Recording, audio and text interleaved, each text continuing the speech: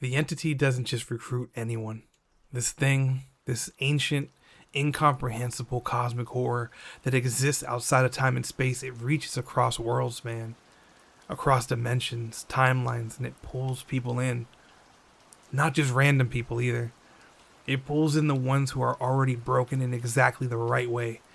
The ones who have already seen the worst of what human beings could do to each other. The ones who caused it, and the ones who survived it.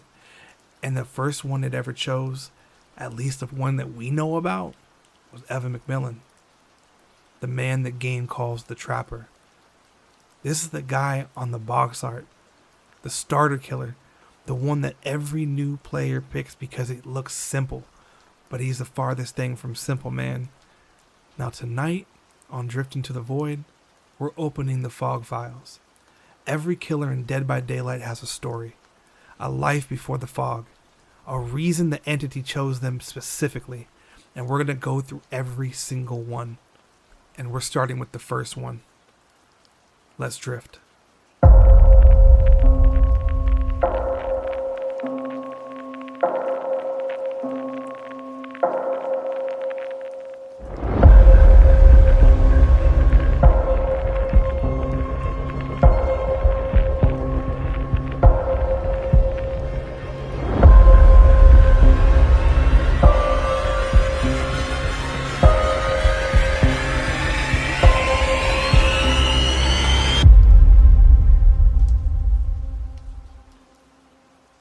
Now, before we get into Evan specifically, let me give you the world. Dead by Daylight is a horror game. There are 4 survivors against 1 killer. Survivors are trying to repair generators, power the exit gates, and escape. The killers, they're trying to hunt them down, hook them, and sacrifice them. But the game underneath the game, the lore, it's so much more deeper than that, man. Everything happens inside of a realm controlled by something called the Entity. And that's just what I'm going to call it. An ancient cosmic being that exists in dimensions called the fog. It doesn't think like we think. It doesn't feel like we feel. It just feeds. It feeds on hope. It feeds on suffering. It feeds on the cycle of people trying to survive and fail. The entity pulls killers and survivors from across different worlds, different times, different universes entirely. And it doesn't care about logic or consistency, it just cares about the harvest. And the killers it chooses aren't just random violent people. They're specific, carefully selected, souls that carry something the entity could use. And Evan MacMillan carried a lot. Now let's go back, way back. Evan MacMillan grew up on the MacMillan Estate. Now, if you've played Dead by Daylight, you know this map. It's the coal tower, the dark industrial structures, the oppressive weight of a place. It feels like it was never meant to be worked in. And that's not an accident. The aesthetic comes from the lore directly. The MacMillan Estate was a massive industrial property. It was a coal mining operation, and it was run by Evan's father, Archibald MacMillan. Archie. Now, Archie MacMillan, I want you to understand what kind of man this was. This wasn't just a strict father or a hard businessman. Archie MacMillan was controlling in a way that crossed into something way more darker. The workers on that estate weren't just employees. They were essentially prisoners. They were trapped there, and I mean literally trapped there, with no real autonomy, no real freedom, and no way out.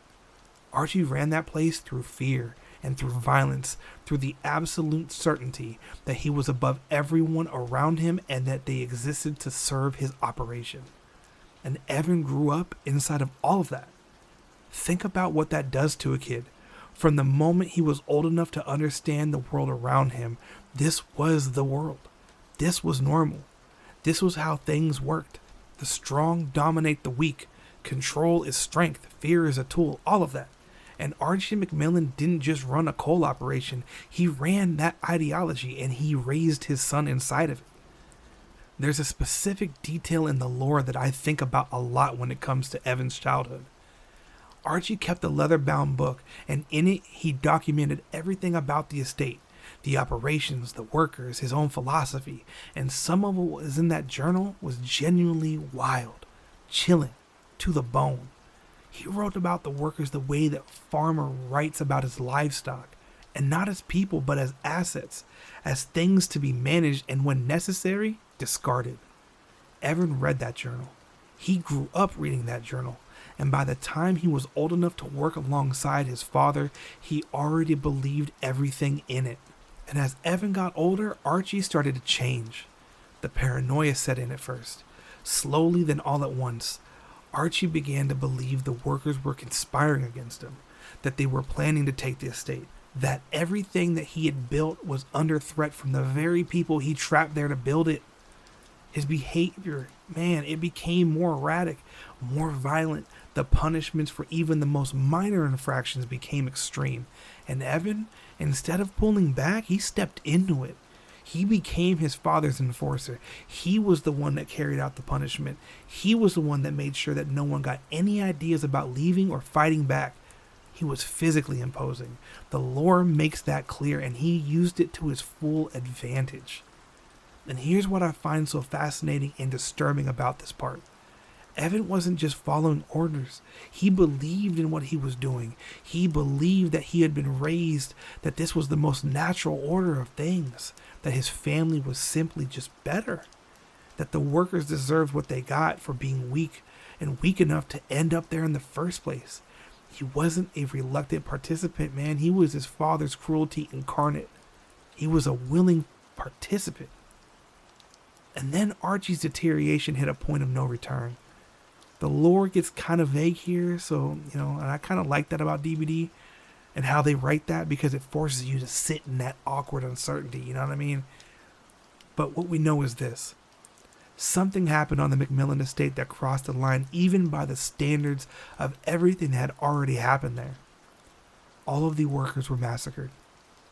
Not some of them, and not a few of them that tried to escape. All of them. All of them.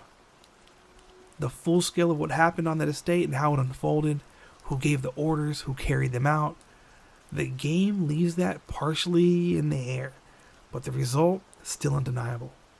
The MacMillan Estate is a mass grave. And this is the part where I need you to really sit with this. Evan MacMillan was there, and whatever happened, he was a part of it. Whether he was following Archie's orders, whether he acted on his own, whether he finally turned on his father or stood beside him until the end, Evan MacMillan's hands were in that.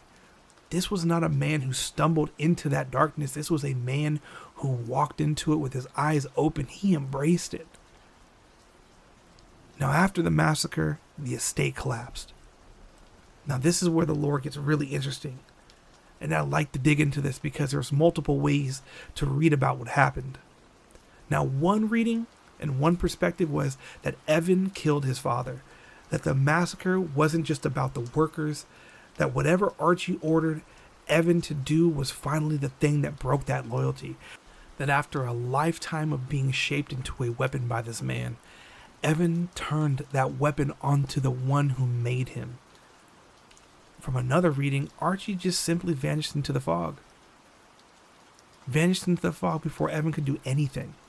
That the entity took Archie too, in some capacity, and that's what it looked like abandonment was actually an extraction. Now, the game doesn't give you a clean answer, and I've spent a lot of time in the tomes and the archive entries just trying to find one, but what I could tell you is this. Evan ended up alone on that estate, surrounded by what remained of everything his family had built, from the bodies to the structures and the silence. And whatever Archie was to him, whether it be a tyrant or a father, the only version of a role model that he'd ever known, he was gone.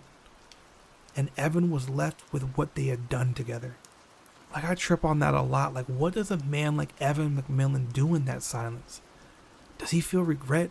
Does he feel relief? Does he feel anything at all? The lore suggests that he didn't feel much of anything, that the estate just continued to decay around him, and that he stayed there alone, and for how long we don't know. But we do know that fog came for him. Now, the entity, it doesn't explain itself. It doesn't send a letter. It doesn't make an offer. It doesn't negotiate. All it does is take and harvest. Take and harvest.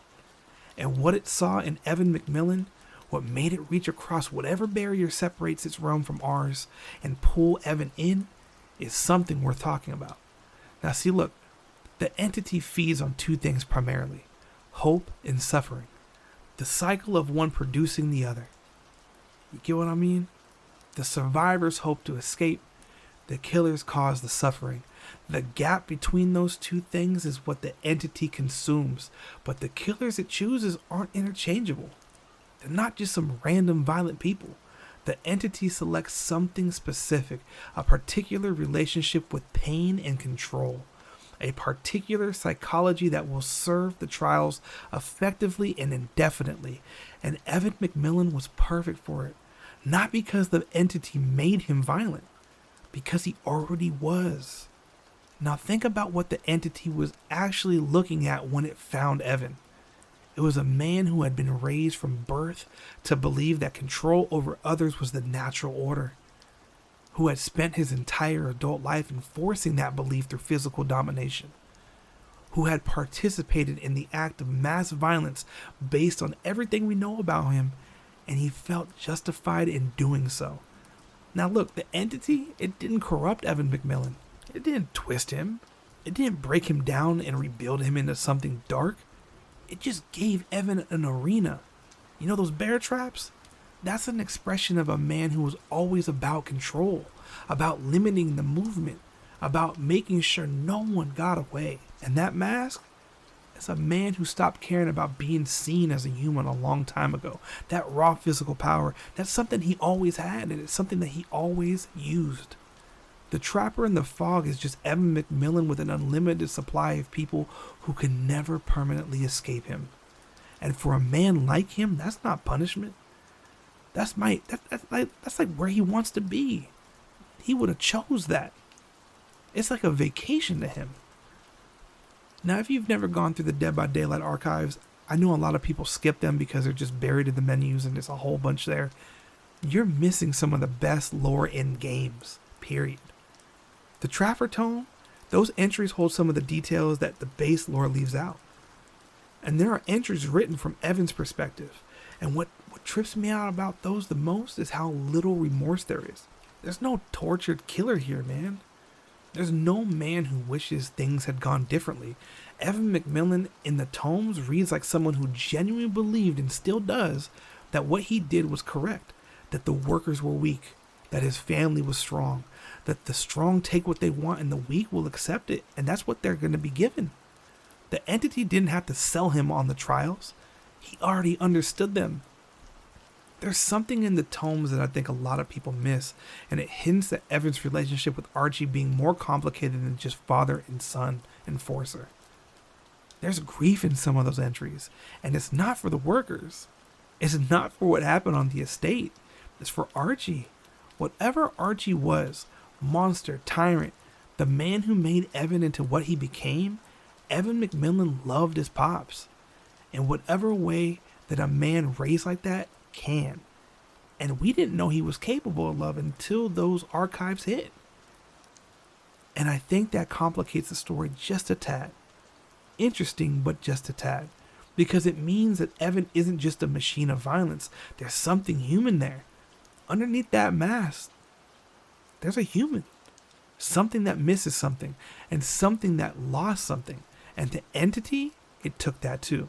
Now in the Fog, there's no Archie, no estate, no history, just the trials, just the hunt, just Evan MacMillan doing the only thing he was ever taught to do, and he's going to do that forever. I want to leave you with this. Dead by Daylight has over 30 killers now. Licensed killers, OG killers, original ones, some of the most iconic horror characters ever put into a video game, and the Trapper is still the face of that game. Not because he's the most powerful, not because he's the most complex, not because he has the most popular design, because he represents something true about what this game is actually about. The Trapper isn't scary because of what he does in the trials. He is scary because of who he was before them. Evan MacMillan is what happens when a child is raised inside of a system of violence and control and never one time given a reason to question it. When the only love he ever received came from the same man who taught him how to dehumanize everyone around him. He is a product of his father complete and incarnate, and the entity knew exactly what it was getting when it took him. The generational trauma that turned him into a weapon. Man, that's the trapper. And that trapper is who you're running from in the fog. And that's Evan MacMillan, the first killer. And I hope after listening to this, the next time you load onto a match on the MacMillan Estate and you hear that trap smash shut, you think about what that place actually was and what happened there too, and who is still walking those grounds. This is the Fog Files. This is a series inside Drift into the Void where we go deep on every killer in Dead by Daylight, the lore and the details that most people don't know about, and what it all actually means. Now, the next episode, we're going to go into the story of someone whose lore is somehow even darker than this. I'll see you in the fog. Drift easy.